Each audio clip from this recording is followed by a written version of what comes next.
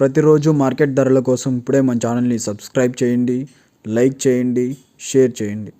రైతు సోదరులందరికీ నమస్కారం. ఈరోజు 10వ తారీఖు జూలై నెల 2024. ఈరోజు మార్కెట్లో ధరలు ఏ విధంగా ఉన్నాయో ఈ వీడియోలో చూద్దాం. ముందుగా థర్డ్ క్వాలిటీ చూసుకున్నట్టయితే 700 to 900, 700 రూపాయల నుంచి 900 రూపాయలు థర్డ్ క్వాలిటీ.